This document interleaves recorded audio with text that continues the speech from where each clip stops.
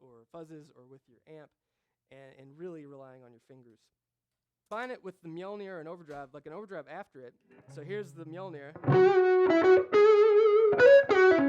You get this. So it's different than an octave, like a normal Octavia sort of thing, because the octave's kind of always there. It doesn't go away with your touch. It's just always kind of happening. It's more apparent when you lighten your touch, and especially with a single coil.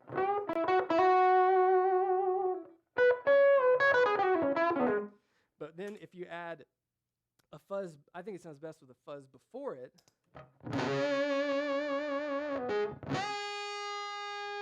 So this is the AU79 Golden Fleece.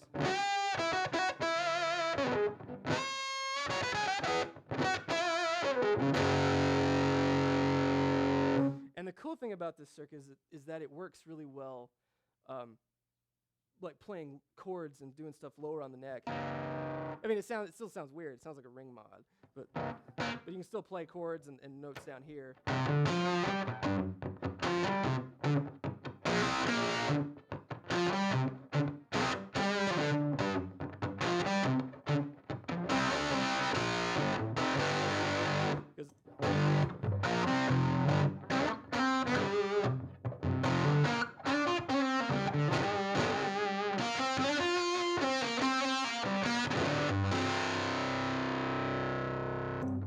So it's really fun, and the idea is that you take that and stack it with what you already have, so you don't have to like commit to having a fuzz sound that you might not like, or you just put this with an overdrive that you already have and you dig, and you got an octave up, and it sounds Hendrixian, as Greg Koch would say. And then lastly, I brought the Oracle. So this is my attempt at making a simple delay that has all the features that people want. Now, usually I'll do a live stream or something, or I'll do a post on Instagram, and I'll say, "What do you want?" And they'll say, "I want everything. I want MIDI controlled with NASA power." And I'm like, how does that work in a pedal that's only $260? I don't understand. So what the Oracle is my attempt to marry a Deluxe Memory Man and like an Echoplex circuit, and add a few features that those don't have and modern players would want. So it's got your time, feedback, and mix, but it also has a preamp, so you can drive your amp if you want it to kind of just have a kick in the pants, or if you're touring, you have a backline and your amp's kind of weak, this just kind of picks it up. It has high and low pass filters for the repeats, so they're passive, but that means you can dial out high or low frequencies to shape just the repeats. It has a subdivision switch to go through quarter note, eighth note, dotted eighth note, triplet eighth note, and combinations thereof, and a modulation switch so you can get those Deluxe Memory Man sort of chorus sounds on the repeats. But with everything set fairly basic, here is just a quarter note delay sound. Oh, the chord modulation's on. Okay, hold on.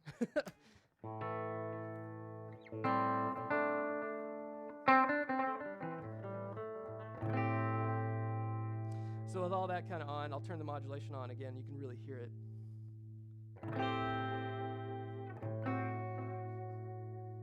It's really subtle, and it's preset, but there's trim pots on the side, so you can set how fast and deep you want that modulation to go.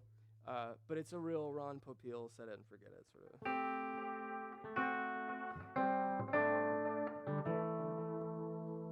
You can hear it. And it's kind of cool, like you can monkey with the knobs and actually get it to just work as a chorus, which is a little bit overkill, but it will do it. So if I turn that off, I can show you the EQ controls. So you turn the highs up, turn the bass down, you can really hear. Sounds very thin, very like bad digital delay, in a kind of a cool way. Or you can roll the treble back and turn the bass up, and you have super dark sort of thing, similar to like an 89 or an old DM2 or some sort of analog Boss or Ibanez pedal. But I'll show you the preamp. So with the preamp down, it's not very loud. Actually cuts a little volume because the repeats are getting a lot of that output. But as you turn, I'll turn the mix down, turn the preamp up. Here's with the preamp at noon. You can hear it kind of makes it a little louder. Here's with the preamp at like 3 o'clock. So that is just on, that's an analog circuit just on the analog through. So there's no digital things happening in that part of the pedal. The only things that are digital are just the echo itself. And they are, I can't think sometimes when people walk past me. So the digital side, your signal gets converted and comes back out with the digital, the repeat, but your analog signal remains true. So there's no, like the output is still completely analog, which is good. So leaving with a very basic delay, I'll show you the subdivision. So that's quarter note. Here's eighth note. And what it does, it just retimes it. Here's dotted eighth note. Triplet eighth note. And then you can do quarter and dotted eighth, which is my favorite, which is very, you know, Pink Floyd sort of.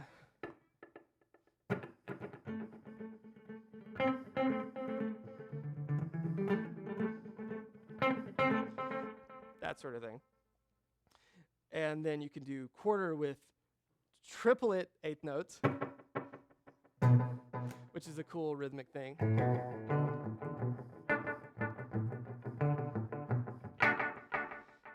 And then you can do eighth and dotted eighth, which is similar to the other one, just faster. And then eighth with triplet eighth, which almost has, when you put the time up, almost has like a slap with an echo on it. So if you tap it a little faster.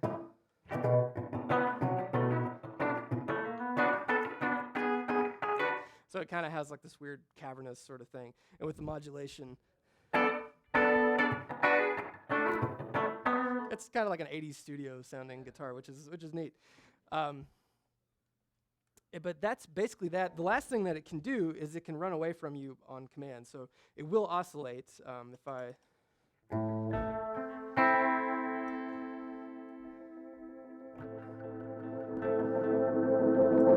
so it can do that kind of thing. You can of course do it with the knobs, but holding the tap.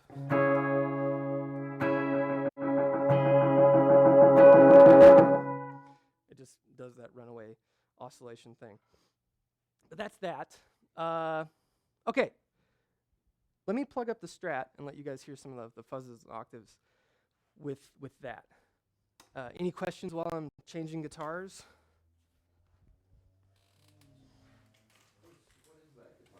Oh, yeah, this is a Novo. So this is made in Nashville by Dennis Fano. You guys remember Fano guitars? So this is Novo. This is their new company, and it's called a Ceres TCS. It's the letters are just like signifiers for what kind of style this guitar is. But it's made of tempered pine, so it's a baked pine, single piece pine body, baked maple neck. Weighs 6.9 pounds, even though it's pretty big. It's a big guitar. And these are throwback pickups. There's a wraparound bridge. It's kind of like a marriage of one of their guitars and like a classic, wraparound Les Paul sort of vibe. But Strat scale length, and these are throwbacks. These are humbuckers. They don't have the pole pieces, so they look a little different, but they're just a replica of the very earliest PAFs from 1955 that Seth Lover made. But yeah, it's a really interesting guitar. It's definitely become my favorite. I was a die-hard Les Paul guy, and I just wanted something different. And Gibson has shot themselves in the foot a few times over, in recent memory, right? And so I was like, I should get a different kind of guitar. And so I got this, and I love it.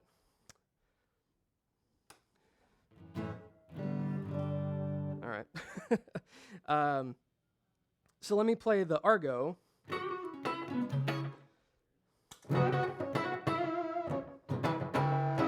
So you can kind of hear the octave's going to jump out a little more.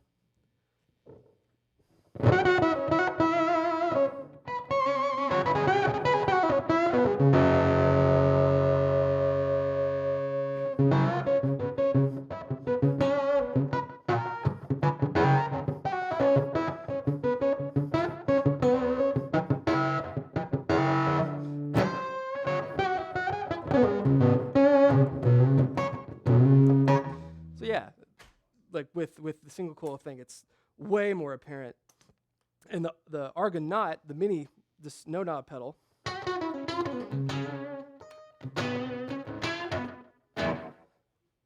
turn this up just a little bit because of the single coils. I'll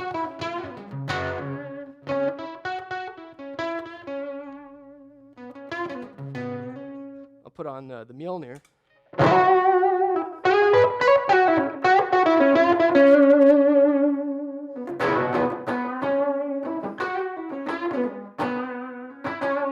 A little different. I feel like these might be really weak pickups, but the octave was jumping out a little more with that. But with the AU79, the new Mass Street Golden Fleece,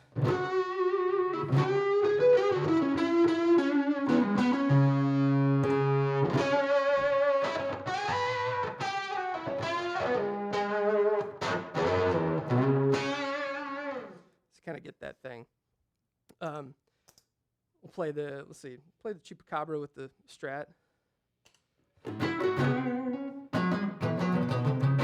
So that's with the gain all the way down.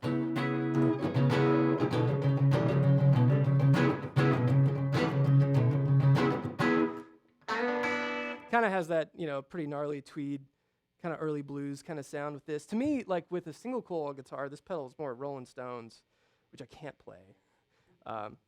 So don't ask me to. But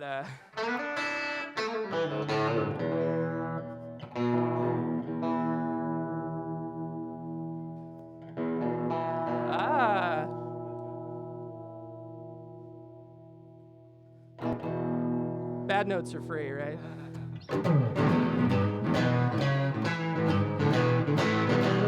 This whole guitar is out, but you kind of get the vibe of what that, with the single coil, what that pedal will do. It's kind of just a real bluesy.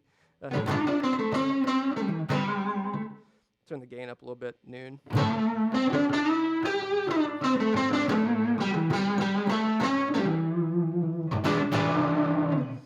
And one thing cool about this pedal too is it stacks well. So I know some guys that use it as low gain, like the last drive in their chain, and then hit it with another overdrive to kind of simulate like hitting an amp to give a different flavor. And then the Mjolnir with the Strat.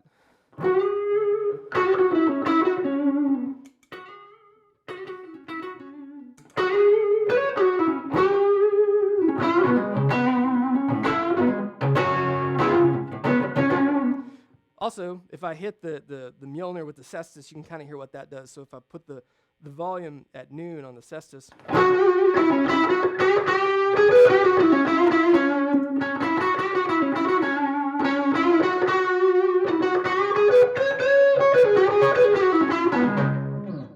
so it does that sort of thing. Yeah. What else should I do? Any other questions about anything, real quick?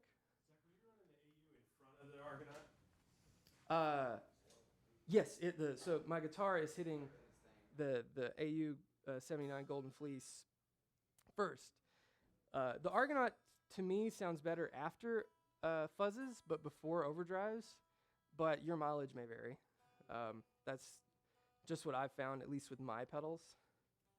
I get a lot of questions on live streams and stuff. People asking like, "How does it work with this or that?" I'm like, I don't know. I usually, when I actually do get a chance to play guitar, I don't usually plug up pedals, which is ironic. But yeah. Any other questions? At least with this, I was gonna show you guys my attempt to recreate the real Klon sound. But anything else with this, real quick, or do you guys want to hear the Les Paul with it, or anything? Okay. That's where they're going to put in cricket noises on the live stream. Okay. This old ugly thing. So you can hear, even though that both of these guitars are like PAF style pickups, how much darker. These are very, because it's a bolt-on neck, but the pine is very resonant, and just acoustically, it's really loud. I just love that guitar. But we like the Chupacabra. Brian, what ZZ Top riff should I play? Oh, okay.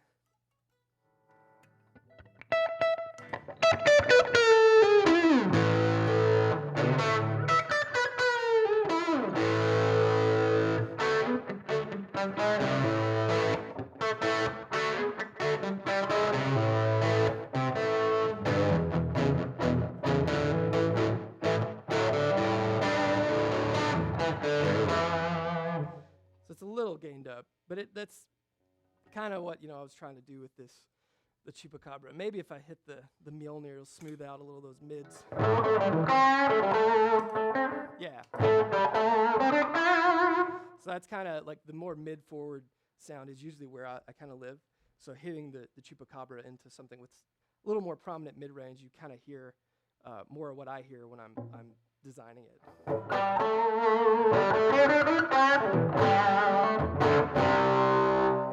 But we could do this one. Hold on.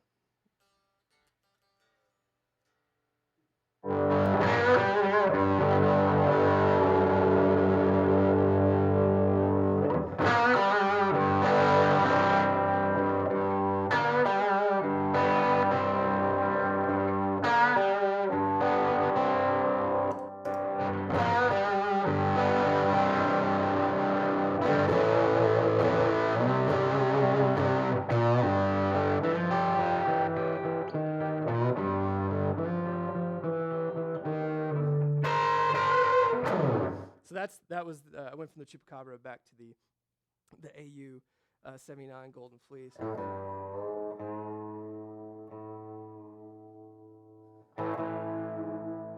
So that's with both the pedals on right now. So you can hear how much it cleans up and how dynamic.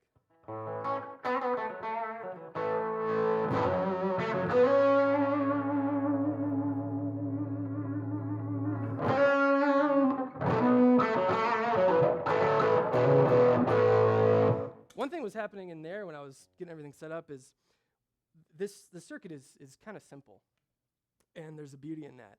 And sometimes this pedal, and another Golden Fleece doesn't do it, has like a harmonic sub-octave thing that jumps out.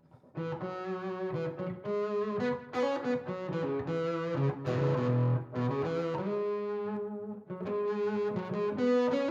was doing it with this guitar, so maybe let me just put that back on, because you need to hear it. It's neat.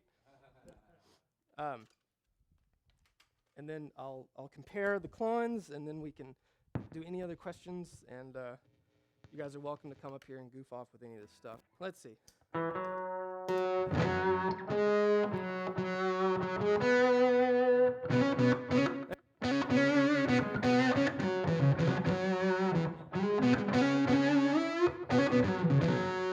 That's just that pedal. There's nothing else on.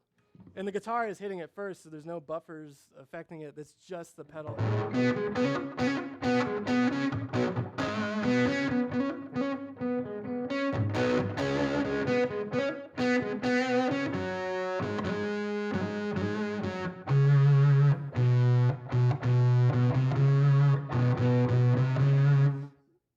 It's weird. I don't. You don't get that with the Golden Fleece, though, right? No. I've got a Golden Fleece, and I've never gotten that. No. Well, I the Golden Fleece, I've tried to refine that original circuit, and that original circuit is so raw. And the very first ones would do it because it was the same, right. But I've upped the gain and I've tried to quiet noise, and all that kind of goes away, which is the thing that happens. But with the Golden Fleece in the same spot, like here's the Golden Fleece.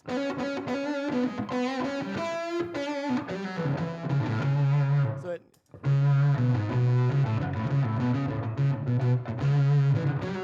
The octave up. Just nasty.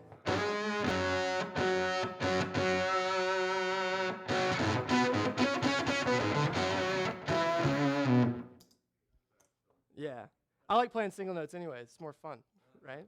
And I can't. My left hand only turns halfway over. I broke my left hand when I was a little kid, so I play. My arm is tucked into my side, and I play with my thumb over because I can't do that.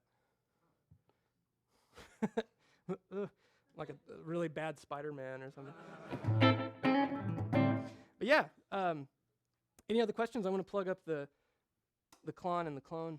But while I'm doing that, you guys have any questions? The Titan circuitry, is that how dissimilar from the original? It was a modded version of the Mjolnir, and actually, the Titan shares more similarities to the current Mjolnir than the old Mjolnir that it was a modification of. So it had, because what Rob wanted was, like, he said, it doesn't have enough gain. I was like, what?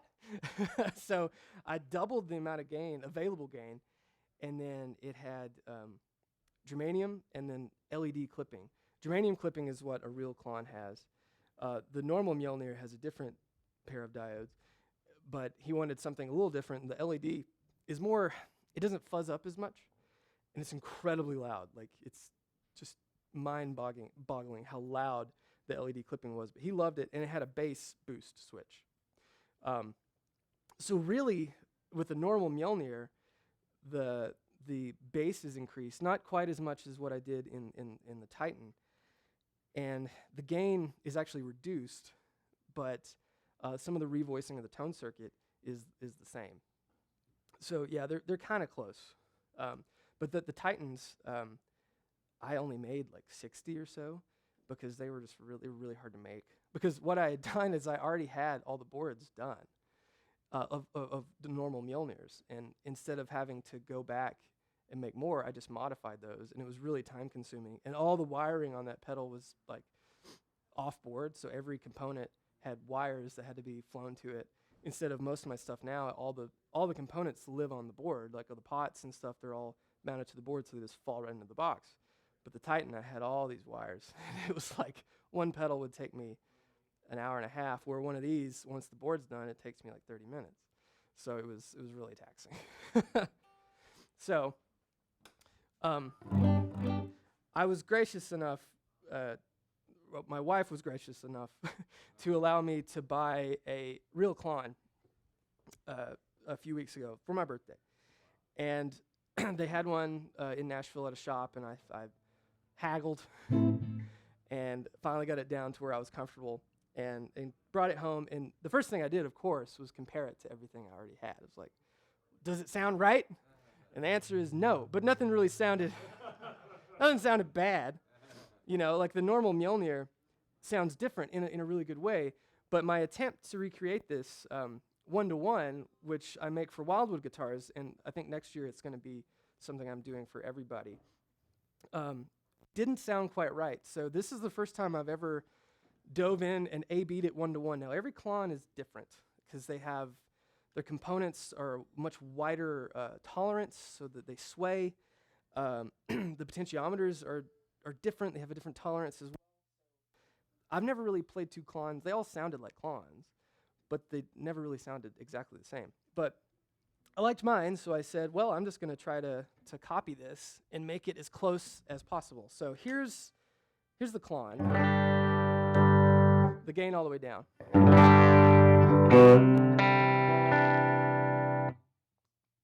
else at near. Now, I've not done this before, so this is my first time playing this in front of like people loud. Might not sound good at all. So again, here's the Klon.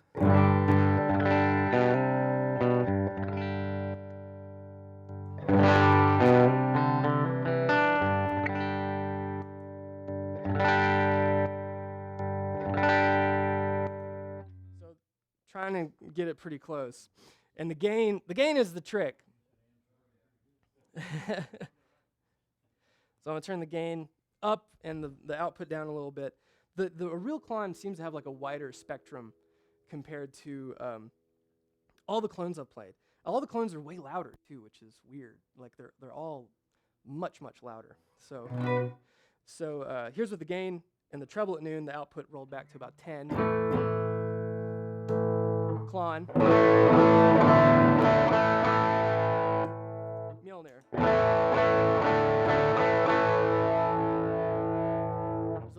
more treble in the real Klon, just like the tiniest bit. But I think a lot of that's down to the potentiometer tolerances. It's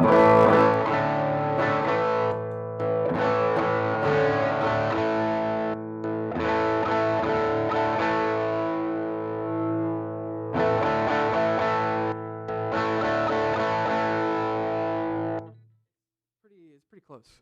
So my favorite setting on the Mjolnir and the Klon, all those circuits, is you put the gain around 10, the output around 1, and the treble like straight up. And so this is like the classic sound. Like Peter Stroud had like a YouTube video years ago, and he's like, "This is how you run it." And I said, "Okay."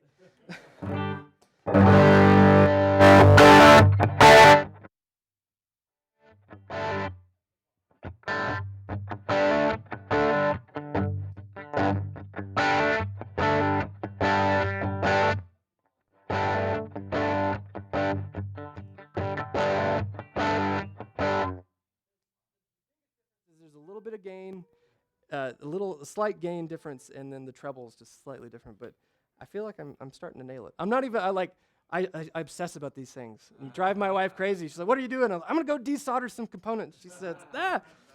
But yeah, I'm super excited about it. And like I said, I think these next year are going to be going kind of everywhere. But yeah, anybody want to hear anything else? You do.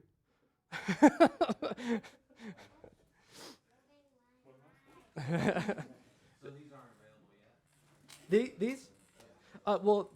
These are at Wildwood Guitars, but only there. So I question even bringing it. But I just wanted to like, I wanted to play it loud and get other people's opinions too. Because let's compare it to the normal Mjolnir so you can at least hear that. Because this is not something that you do like every day. But you can hear kind of the tonal shift that the normal Mjolnir has. So I'll put it at a similar setting. So here's the Klon at that same basic setting here. Mjolnir. They sound pretty close too.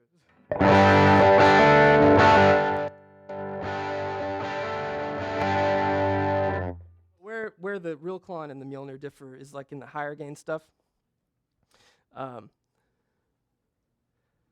You'll start to hear a little bit more of a difference. A lot of that has to do with the diodes. So this is the Klon. Here's the Mjolnir. Well, there's less gain and less fizziness.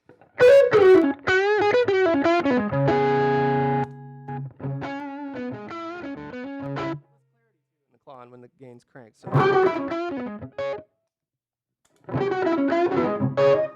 yeah, but that's I guess that's that. Any last questions? You said when you play, you like a more mid-focused, but a lot of the stuff you build ends up with a lot of bass, really full low end. How'd you end up kind of designing that way? Well, I just when I think about how I hear myself playing guitar, really, it's like I want it to sound basically like that, and so I want the pedals to kind of live in that realm. And I've never been a fan of a lot of until recently a lot of blackface style circuits, at least the reissues, because I feel like they're kind of harsh, and the guitar lives in the mid range. Like you scoop all the mids, you can't hear yourself unless you're John Mayer and you have a dumble and 300 watts behind you. But I don't know. It's just kind of what I think. When I play guitar, that's where I think it should live. And so everything that I design, I kind of design not really for something that's mid-forward, but even, rather flat, because I think that's if your amp is having a huge influence on your sound, I mean it does, it's going to, but you want, I don't know, I like my pedals to complement most things, and for me, my starting point is something with a little more mid-range. So that was a terrible answer. Any other questions? Did you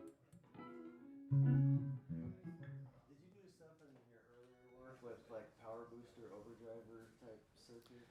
No, my buddy Grant from Big Ear Pedals, which they have here in the shop, he and I monkeyed around with a power booster style circuit, but I've never been a huge fan of transistor-based overdrives, and I mean I like transistor-based fuzzes, like a Big Muff and that style stuff, and fuzz faces, but most of the time when I'm making a boost or an overdrive, I start with a chip, so an op amp, like a Tube Screamer or a Blues Breaker or a Klon, they're all op amp based, and the Chupacabra is op amp based.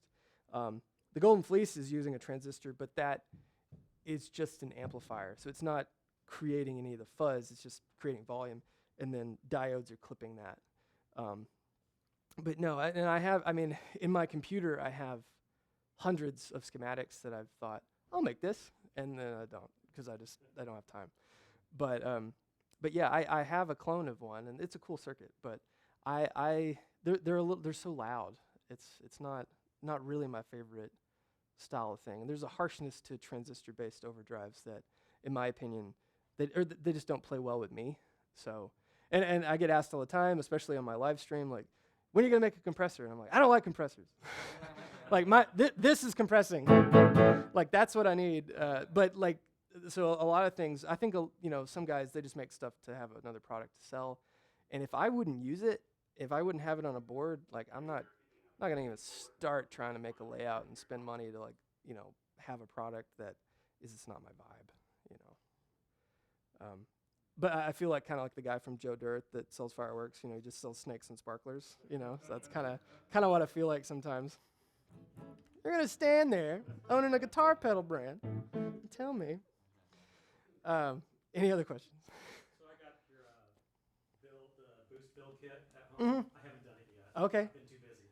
What's the difference between that circuit and like your Celeste boost? The boost kit is an LPB1, so that's like the linear power booster. Really, that's one of the very first effects that ever was released by Electro Harmonics, and it's just a transistor-based booster.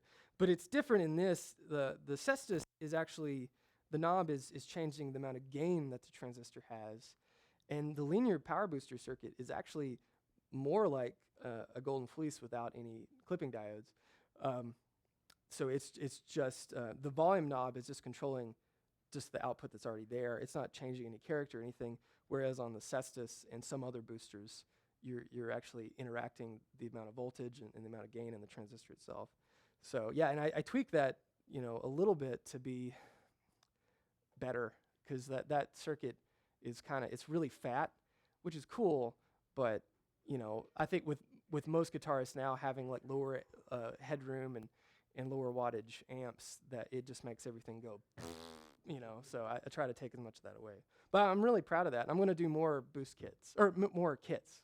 I'm going to do a fuzz face and some others that are just like pedals that I don't really want to make as like a full-fledged product, but that people can have fun and try to build stuff themselves. And I feel like who better to make kits than people that do this full-time, how to make it easy and what to do. So that's definitely been a fun thing. So thanks for buying one. I missed out on the first round, and I was because I sat there and I didn't pull the trigger. And then when you did the second round, I was like, yep, I'm on that. Did you get the potentiometer? Yes. Okay, because I sent out. Well, yeah, check it. I'll check. Because Like I said, I haven't done it yet. my wife and I were sitting on the floor of the den putting these things together. We had Breaking Bad on. She'd never seen it, so we were just kind of watching Breaking Bad. And she was like, I feel like I'm missing something in all these boxes. I looked at it and I said, nah. Just went back to watching Breaking Bad. And I sent like 20 pedals all over the world without the potentiometer. I was like, are you kidding me? So there's one in New Zealand. There's one in Thailand. It's like why? This is the most expensive mistake I've made this year. Over just like one little thing. It's like 50-cent part. But yeah. Any other questions? I got one more. Oh, sure. The other one is I have your Earl King, which I just love. Yeah. Garrett has a love-hate relationship with it, but I just love the thing. But you stopped making it, and I think you said it's because it was just a pain in the butt to make. Yeah, so for those that don't know, I made a pedal called the Earl King, which was, back there they have what it was based off, the Noble's ODR1, which is like a Nashville studio staple. And that pedal is it's not complicated, but it has a lot of parts, and a lot of parts that are kind of rare in that a lot of the things that guitar pedal builders use are going to surface mount. So through-hole components, and some of the this is surface mount, this is surface mount, this is surface mount, and this Golden Fleece is surface mount. So I'm trying to get there too, but the components that were in that, when you get a new version of that that's made overseas, they're horrible. They're not consistent, and so like every 10th one just wouldn't work. And I would look at it and I'd say, well, all the parts are right, and I would just throw it down on the floor and just be like, I'm not making these anymore. So I got really mad. But what I did is, because I do like that circuit, it is a cool sound, I made the Herculean V2, which is an evolution of a tube screamer, because I feel like the Nobles, it's a real bassy, almost tube screamer-y sound. So I kind of did that, and that is actually getting a revamp in a top mount format soon.